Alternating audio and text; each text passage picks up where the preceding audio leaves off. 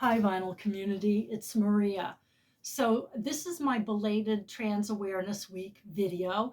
I'm going to be showing you the androgynous artists in my collection. There's not going to be any gatekeeping. I'm going to show people who are transgender, people who are gender fluid, and people who tweak gender. Um, sorry for my appearance. Uh, I was sucker punched by Mazzy on Black Friday, reaching for the Curtis Mayfield limited record store day reissue. So yeah, don't look too close and pardon my appearance. So before I show the androgynous artists in my collection, I'm gonna show you three, I had to narrow it down to three of my favorite songs about androgyny or androgynous people. The first one, my all-time favorite song about androgyny, Androgynous by The Replacements. This album, Let It Be, came out in '84. The lyrics, here comes Dick, he's wearing a skirt. Here comes Jane, you know, she's sporting a chain. Same hair, revolution. Same build, evolution. Tomorrow, who's gonna fuss? Later in the song, Dick is wearing pants and Janie's wearing a dress. Future outcasts and they don't last. My favorite line is Cupid dolls and urine stalls will be laughed at the way you're laughed at now. So it's about androgyny. It's about relationships and my all-time favorite song about androgyny. I was actually planning to start this video at the piano playing Androgynous, but I've been having trouble managing my time, so I didn't make that work. I might do a short. One day I'll do that. Okay, the next song is Rebel Rebel by David Bowie. It's about someone of ambiguous gender. So I got out this came out in 1984, and it's his all-time greatest hits from 1969 to 1980. Well, Rebel Rebel came out in '74. So it's not here. These are all great songs. Rebel Rebel's not on it. So I had to dig. I do have this, what is this called? The best of. Got some great songs. So yeah, Rebel Rebel, your face is a mess. And the third song, and I'm just going to make these short before I get into the rest. So in the medley, so Polythene Pam, the Beatles, Abbey Road. So it's the medley, Mean Mr. Mustard, his sister Pam, and then they come into, have you seen Polythene Pam? She's so good looking, but she looks like a man. So yeah, Polythene Pam. Those are my three songs about androgyny. So now I'm going to start showing records by, well, the next person is a warrior. This is Jane County, and this is a 4 CD set. It's got a booklet. So I'm not dead naming anyone, but the early albums are called Wayne County and the Electric Chairs. The Electric Chairs. So some of these songs, let me get my glasses. So, okay, so basically it's got a great booklet. These are 3 or 4 albums. I don't know why my hands are shaking. This one's my favorite. It's a live album, and it's New Year's Eve, 1979. At one point in this show, she's like, "What time is it? What time is it?" And then she realizes it's midnight, and you can hear the '80s dawning on this. And anyway, it has one of my favorite songs, "Fuck Off." If you don't want to fuck me, baby, fuck off. And I love that. Are you a boy? Are you a girl? She also has, oh gosh, hold on, what was the other ones? So these are from, well, let me say, so Jane County is the first openly transgender singer in a rock band, or singer. She has been open about who she is for about 60 years. That takes a lot of guts. Takes a lot of guts. She's a huge warrior. She's a Georgia girl like me, and anyway, so these albums are all from the Safari years, and so there's okay. In addition to the song "Fuck You," oh, she has a song called "Man Enough to Be a Woman," and she definitely is man enough to be a woman because, like I said, she's been open for about 60 years. And that's actually the title of her autobiography, Man Enough to Be a Woman. So these songs or these albums are great. She's absolutely incredible. It's, punk, it can be glam, and she's been, I mean, she's worked with so many people. There is, I think she later, hold on, my memory's going. I'm blanking on the people she worked with. But yeah, so Jane County and let's see. I tore this place up looking for my copy of Switched on Bach, Wendy Carlos. I think I sold it. I wish I had it because, like I said, I tore this place up. Wendy Carlos, I think she came out in 79 and mentioned that the money she made from Switched on Bach in 1972, she used that for feminizing surgery. So I wish I could have shown you the Wendy Carlos album, but Jane County, groundbreaking, brave, bold person, bold woman. If you don't want to fuck me, baby, fuck off. She cusses a lot, and I like that. So yeah, the Safari years.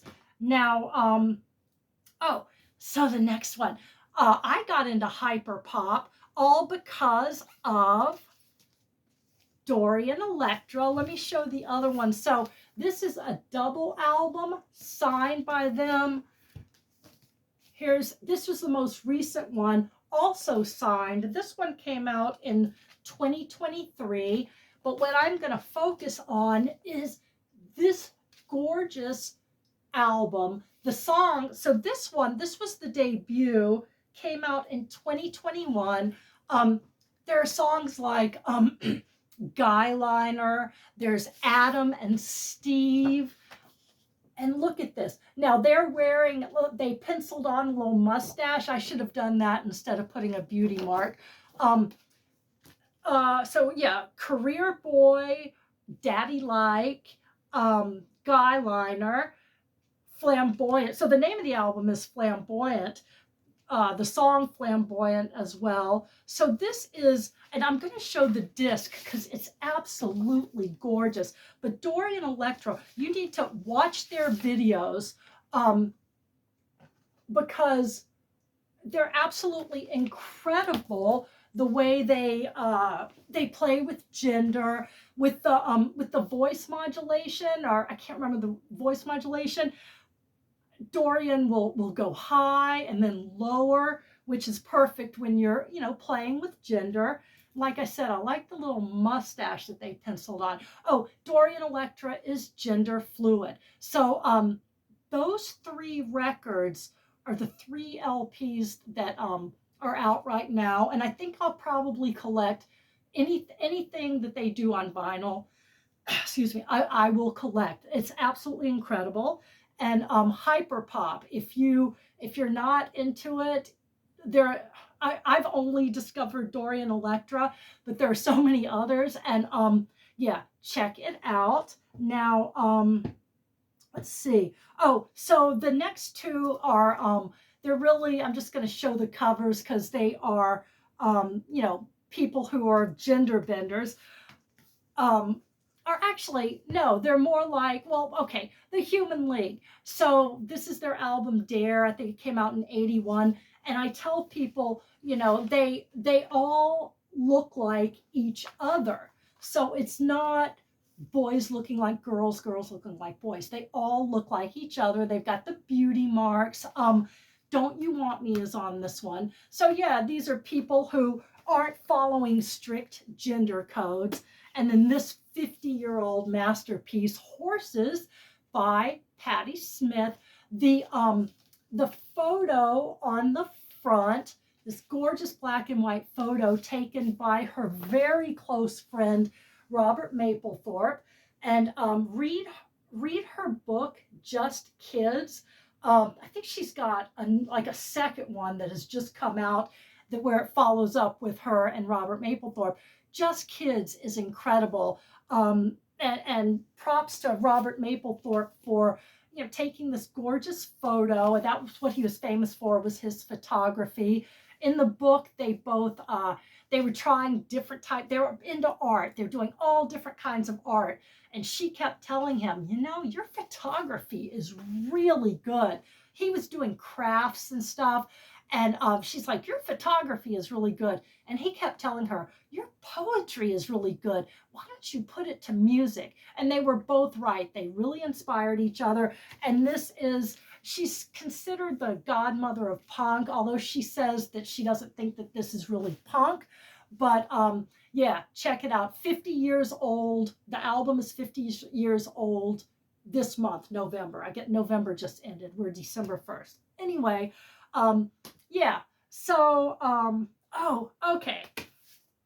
Against Me, Reinventing Axl Rose. So this came out in, 2002. Is that right? 2002. This is my 2019 pressing. So Laura Jane Grace, I think, came out in 2012, and she came out, she was already in the public eye. So she transitioned in the public eye. And so this is punk. Some people call it pop punk. So I've seen Against Me. I saw Against Me open for Green Day. Then I saw Laura Jane Grace and the Devouring Mothers. And then I've also seen Laura Jane Grace. So some of the songs reference, so that was with Against Me. But then, after Reinventing Axl Rose, a number of years later, Transgender Dysphoria Blues, that was an album where she chronicles her transition. There's even a song that everyone's just like, rocking out to in the concert, called True Trans Soul Rebel. Now the most recent, so Laura Jane Grace solo, she did, this is what, 2024? I think that's right, 2024, Hole in Your Head, Hole in My Head, Laura Jane Grace. It's on a hot pink disc. And this one, it's got Dysphoria Hoodie is one of the songs. And so yeah, really bold. And that adjective keeps coming up. She transitioned. She was famous already, famous within the punk world and pretty famous in general when she came out and transitioned very publicly. So yeah, that's bold. That's courageous. Just like Jane County, just like, all these, Dorian Electra. Dorian Electra probably couldn't be doing what they're doing without people like Jane County, without people like Laura Jane Grace. So respect your elders. So anyway, not that Dorian Electra is disrespectful, but okay. So when I was preparing for this video, I found something that I had tucked away. I had to pull it out. It was something I had cut out of a magazine. For the life of me, I'm not sure what magazine. I have too many magazines. Basically, there is an album called, I don't think it's on vinyl because there are 46 songs. I don't know. It's called Transa, Transa.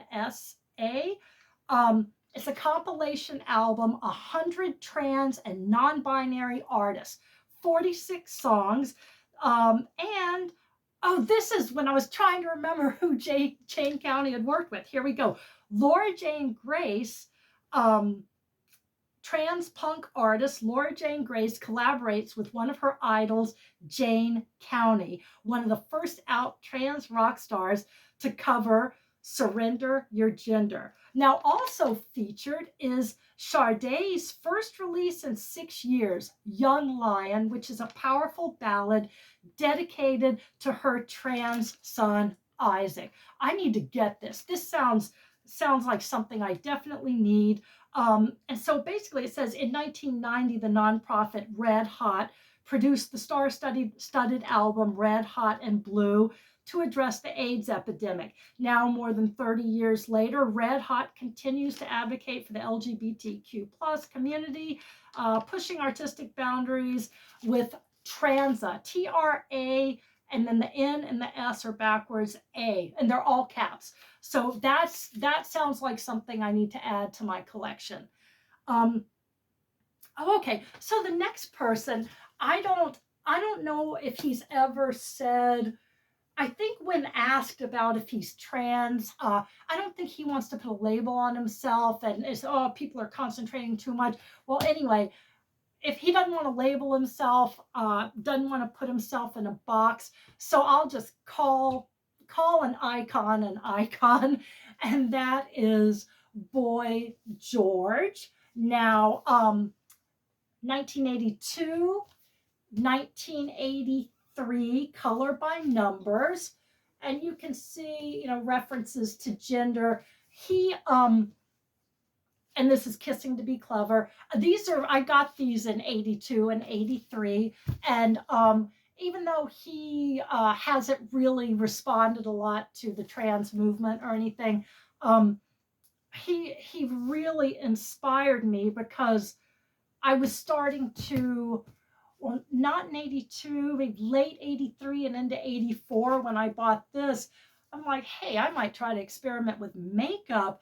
And I really, if you look at the eye makeup, we didn't have YouTube tutorials. So I would sit there with my my color by numbers album and try to get the eyeshadow right. And I guess he just gave me permission, like, hey, I could wear makeup, and he sort of gave me permission to do that. The Human League gave me permission to wear the Beauty Mark, and his eyebrows. My mom was obsessed with, I was 14 in 84. Oh, you need to get your eyebrows waxed, which obviously I didn't want to do. I don't care about my eyebrows, but I looked at that picture. I showed it to my mom. I said, I like the little arch in those eyebrows. I'm like, can I get them like that? She's like, sure. So all of a sudden it became cool. All of a sudden it became doable. So I know my mom was doing backflips because she would have had a fight on her hands trying to get me to wax my eyebrows. But hey, Boy George does it, so that means I can do it. Now, let's see, Boy George. Oh, and of course, Boy George. I mean, if you don't know, new wave, new romantic. And I finally saw him in concert a year or two ago, and he did a few new songs. It was great. Now, okay, these next two people I love, gender benders. Marc Almond, and Marc Almond, of course, was part of the synth pop duo Soft Cell. He and David Ball, rest in peace, David Ball, who recently passed away. This is Marc Almond, Vermin in Ermine. And if you look at that, Vermin in Ermine, this came out, when did this? Oh, this was his debut solo album, 1984. Although it says Marc Almond and what is Marc Almond and, oh shoot, there's a band listed with this. Darn it. And the Willing Sinners. So the reason I'm mentioning him, in 1981 with Soft Cell, they were on Top of the Pops, and he would wear heavy eye makeup and these huge eyelashes, false eyelashes. Well, the BBC, they got a lot of angry calls from people who in 1981 did not want to see a man with these false eyelashes and the heavy eye makeup. So he said the next time he was on Top of the Pops, he went like all gay and wore like a leather cap and stud bracelets and uh studded wristband, leather cap, and the eyelashes. And he ended up getting so many fan letters from women. And and he's incredible. This anything he does, I will listen to. He has a wide range of influences, and okay, the Rent Boys in Piccadilly Circus, the Dilly Boys, um, they just, according to this book, they just loved him. He was their hero. They wanted to, have the dark hair like him, and just sort of they liked his image. And it's mentioned in this book by Jeremy Reed. Jeremy Reed also wrote an autobiography on Marc Almond. So one of the reasons I pull this book out, when I was preparing for this video, and these are all my records with, androgynous artists. I'm like, I have a lot of books. I think I might do a video where I show my books, because some of the authors I've actually met. One person, they autographed the book for me. And someone else I met, it's something different. But anyway, I might show my book so you can see, like, some of the warriors. I met some warriors back in the day, and I'm going to make a video showing those books. So one of them has passed away, and I'm so lucky I was able to meet them. Anyway, so the other one, so this is, people playing with gender. Annie Lennox. So Annie Lennox and Dave Stewart are the Eurythmics. And if you see their video for Sweet Dreams, well, Annie always had a very short haircut. It was orange. And so this is a 12-inch for, and with the song, Who's That Girl? And there's that girl, it's Annie, and she's dressed up, she's in drag on this cover. And one of the reasons, and she's always played with gender. One of the things, so in their video for Who's That Girl, not Who's That Girl, Love, oh gosh, I'm blanking. My memory's going. Love is a Stranger. Love is a Stranger. The video for Love is a Stranger, she's wearing a wig. She's got this wig on. She's in the back of, I guess, a cab. And at one point in the video, she takes the wig off and she's got her short hair. Well, apparently, so the story goes, MTV needed to see a birth certificate, because if she had been assigned male at birth, that scene where she takes the wig off, they'd have to play it really late at night. But if she was assigned female at birth, oh yeah, it's just a woman taking a wig off and she has short hair. Can you imagine that? So I don't even know if that story's true. But the fact is, we got to see a birth certificate, because apparently some dusty piece of paper, I don't know, people get really hung up on things. Now, the last thing I want to show you, so this is the Go-Go's album, Talk Show. There's a song on here called Turn to You. It's one of my favorite Go-Go's videos, because in the video, so the Go-Go's are playing dual roles. They're a band playing at like a like a country club party. So the band, they're all dressed in male attire, except Gina, she's dressed in female attire. And then they're also guests at the party, including Rob Lowe. They are guests at the party, and as guests, the Go-Go's are in female attire, but Gina is in male attire as a guest. And there's one scene where Belinda in male attire gets into a car with Jane, who looks like a young Elizabeth Taylor, and they lean in, and it cuts right before, I mean, it's MTV. We couldn't play this if their lips touched. And Rob Lowe's in the video. I might try to link it because in the description, but I don't know if I've been shadow banned, but I couldn't link things, and I still don't know. And then I'll get less than 100 views. But watch the video. If I can't link it, find the video for the Go-Go's Turn to You, because there's male drag, there's female drag, and it's just weird that Gina's the odd one out. She's male when everyone else is female, then she's female when the rest of the band is male. So thanks for listening to me ramble. I'm gonna do that video showing my books, so stay tuned for that. Bye.